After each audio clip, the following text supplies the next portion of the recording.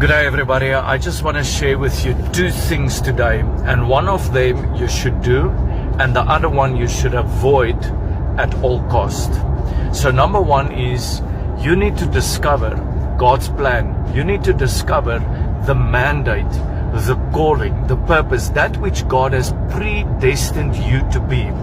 You need to begin to discover that thoughts and then function and live in them.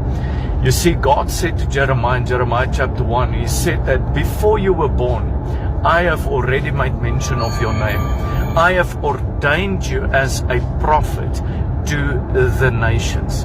You see, there is something that God revealed to him about his destiny that he didn't know before that. So I want to encourage you right now, seek the face of Jesus if you don't already know.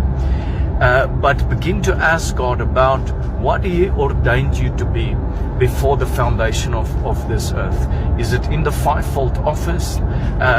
Is it in this line or that line? How has God ordained you, and what does He want you to do? What is His thoughts? The Bible says God has fashioned in His book all the days written about your life. So God has got plans for you, and it's plans to prosper you, not to harm you, to give you a future and to give you hope.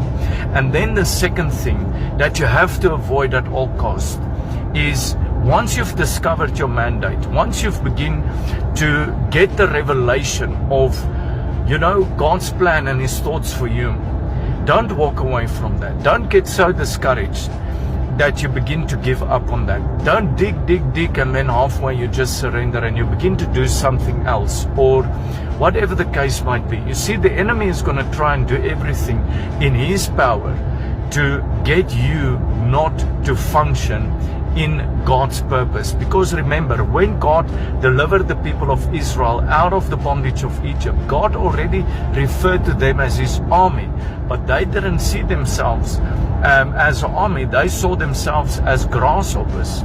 And that's the reason why they gave up in the wilderness, is because their mindset was still in the past. Their mindset was still futile. It was not stayed upon God and God's plan and God's purpose. They forgot what God already did for them in the past. So I want to encourage you today and say, don't ever give up on your mandate. Don't walk away from that purpose and that calling. Don't allow things like the carnal man, the fleshy nature, things like offense, bitterness, wrath, anger, jealousy, unforgiveness, fear, the things of this world, whatever the case might be. Don't allow the enemy to use those